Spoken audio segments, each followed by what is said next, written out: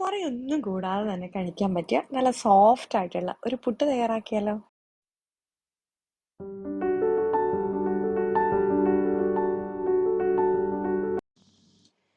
അപ്പോൾ പുട്ട് തയ്യാറാക്കാനായിട്ട് ഞാനിവിടെ നേന്ത്രപ്പഴം ഒന്ന് എടുത്ത് വെച്ചിട്ടുണ്ട്.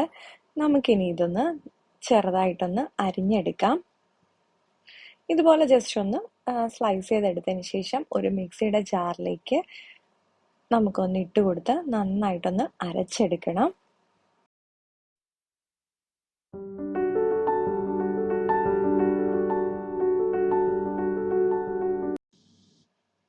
ഈ ഒരു പരുവത്തിന് നല്ല ഫൈനായിട്ട് നമുക്കിതൊന്ന് അരച്ചെടുക്കണം.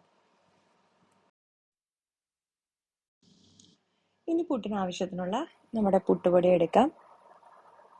ഗോതമ്പ് പൊടി എടുക്കണമെങ്കിൽ അതെടുക്കാം കേട്ടോ. ഇനി ഇതിലേക്ക് ഞാൻ ഉപ്പ് ചേർത്ത് കൊടുത്തിട്ടുണ്ട്. അതിനുശേഷം നമ്മൾ അരച്ച് വെച്ചേക്കുന്ന നമ്മുടെ നേന്ത്രപ്പഴം നമുക്കിതിലേക്കൊന്ന് ചേർത്ത് കൊടുക്കാം. ചേർത്ത് കൊടുത്ത് ജസ്റ്റ് ഒന്ന് മിക്സ് ചെയ്തതിന് ശേഷം നമുക്ക് ഒരു മിക്സിയുടെ ജാറിലേക്ക് ഇട്ട് ഇതൊന്ന് ജസ്റ്റ് ഒന്ന് കറക്കിയെടുക്കാം. ഒരുപാട് അരഞ്ഞു പോകണ്ട, വെറുതെ ജസ്റ്റ് ഒന്ന് അടിച്ചെടുത്താൽ മാത്രം മതി കേട്ടോ. നമ്മളിത് പൊടിച്ചെടുത്ത് വെച്ചിട്ടുണ്ട്. അപ്പോൾ നമുക്ക് ഈ ഒരു പരുവത്തിന് വേണം, ജസ്റ്റ് ഒന്ന് കറക്കിയെടുത്താൽ മതി.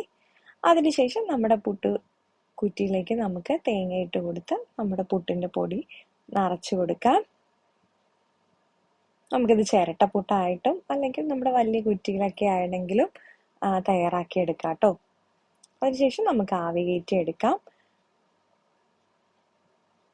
ഇപ്പൊ നമ്മുടെ പുട്ട് ഇവിടെ തയ്യാറായിട്ടുണ്ട്. അപ്പൊ വളരെ ഈസി ആയിട്ട് തയ്യാറാക്കി എടുക്കാം. കറിയൊന്നും ഇല്ലാതെ തന്നെ നമുക്ക് കഴിക്കാൻ പറ്റിയ ഈസി ആയിട്ടുള്ള ബ്രേക്ക്ഫാസ്റ്റ് ആട്ടോ. എല്ലാവർക്കും ഇന്നത്തെ വീഡിയോ ഇഷ്ടപ്പെട്ടിട്ടെന്ന് വിചാരിക്കുന്നു. അപ്പോൾ വീണ്ടും അടുത്ത വീഡിയോയിൽ കാണാം കേട്ടോ. നന്ദി, നമസ്കാരം.